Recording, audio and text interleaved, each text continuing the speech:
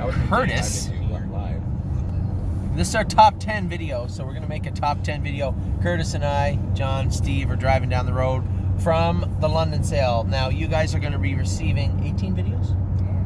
Curtis doesn't know.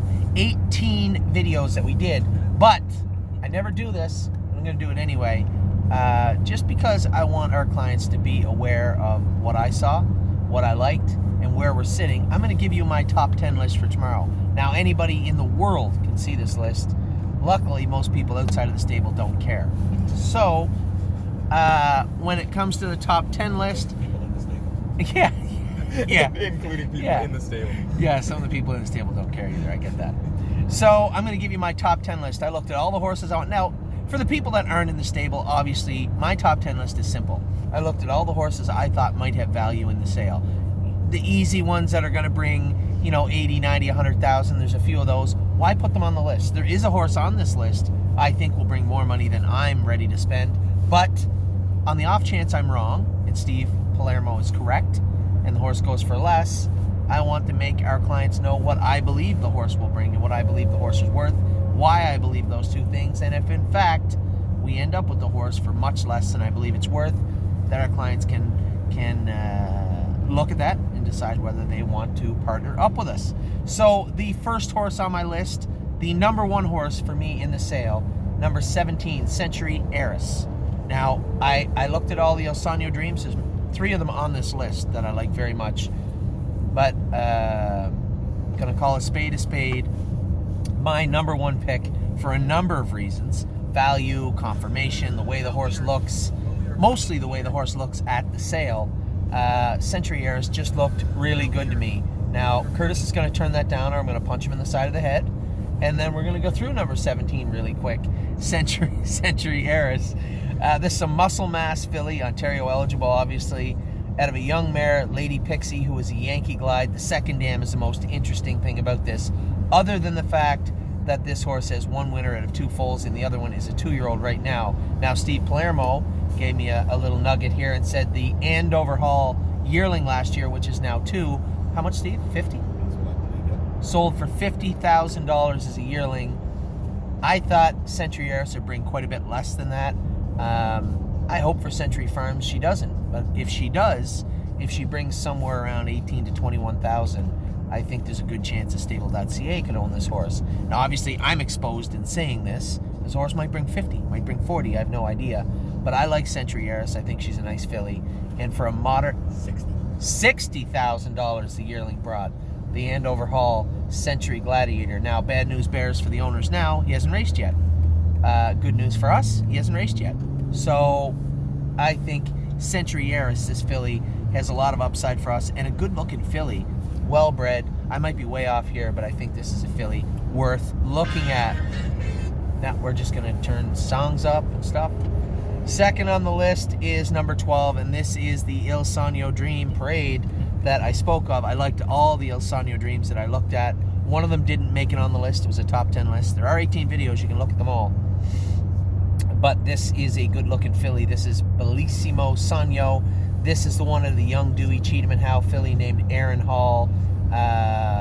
Only one other foal, and in the second dam, huge update for the breeders and for this horse is Zeb's Fleur, now with a mark of 57-4 and $65,000 made this year as a 2-year-old trotting filly. And then down in the 4th dam, you have Cameron Hall, $2 million, so on and so on. I think Bellissimo Sanyo is a very interesting prospect for us. I think a lot of people are going to push back away from the Il Sanyo Dreams because people are scared of first crop sires. I don't know how you can be scared of a first crop sire with a mark of 150 and $1 million made by Cantab Hall, but some people will. I am not one of those. Bellissimo Sanyo is my number 2 pick in the entire sale. Number 3 on my list, I told you I couldn't find a War We Needy that I liked. That's why we looked at a horse in PEI 2 weeks ago. But I did find one. War We Was Up. This is the War We Needy colt out of Mo Money Blue Chip. Now, Mo Money Blue Chip has 2 foals. They're both by Sportswriter. Neither of them are any good. But, and I shouldn't say that, I suppose. They could be good. They're just not good right now. This is the first War We Needy, first foal that isn't a sports writer. Second dam, Mataroni, made $750,000 herself, and through Clinton Westwood and Emerald Bombay. Lots of money, lots of speed in this family. Aside from everything else, this is one striking-looking individual. Very correct, very good-looking colt in Warwee Was Up. Next, we'll go to my number 4 pick. Now, they weren't in order here, I'm guessing. I'm going to put this horse, no, I know who it was. Massive Ovation. This is a colt at a thundering ovation. I think a couple of Muscle Massives here are just going to bring more than I'd be personally willing to give. This is one of those colts. I'm not going to name numbers on all the horses. That would be unfair to the breeders and kind of stupid for me. So, Massive Ovation is a horse coming in at number 4. Not as big as some of the other muscle masses we looked at, but well put together. Good looking video. Good looking colt at a thundering ovation. Massive Ovation, number 5. Moose on Your Caboose. Moose on Your Caboose. Steve Palermo and I had a little bit of a disagreement about how much this horse would bring and was worth. I believed this is one absolutely gorgeous colt. There's no denying that. I thought he would bring much more than I'd be willing to pay. I think he'll bring $60,000 to $70,000. I would be really interested in him at half that, but I just don't see it happening. I think he's going to bring lots and lots of money. Good looking horse. Bird pooped on your car. Beauty. A really good looking horse. Good luck with trotting. What? It's gone. Yeah, it's unbelievable. A really good looking colt that I think will bring a lot of money. Number 108. The reason I say that is because if he does bring a lot less, this is a colt I'd be extremely interested in buying. I just don't see it happening. Who do we have next? Warwee Welcome, another horse. Gorgeous horse.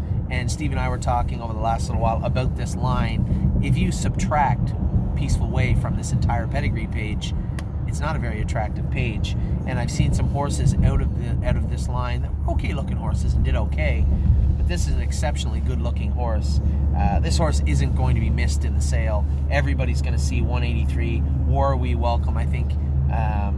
I simply think she'll bring more than I'm willing to pay for her. But nevertheless, a fantastic looking horse. We got a number of them here. I Own a Dream, the other Il Sanyo Dream.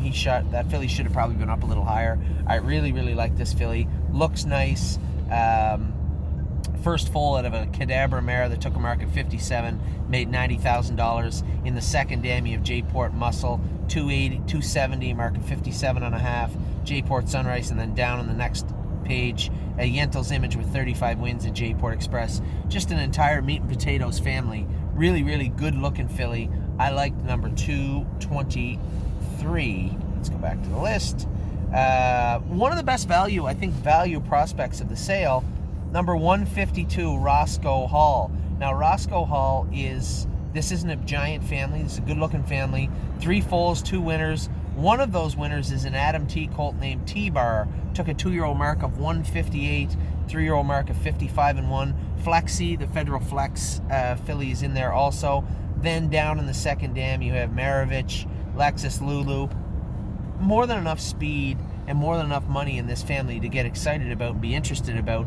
And this is an Angus Hall colt that had a great video and really, really seemed to be kind of quiet and mellow in the sale, which you don't usually see from the Angus Halls. They're a little wiry, a little crazy, but at the same time, this guy was not. What did I do here?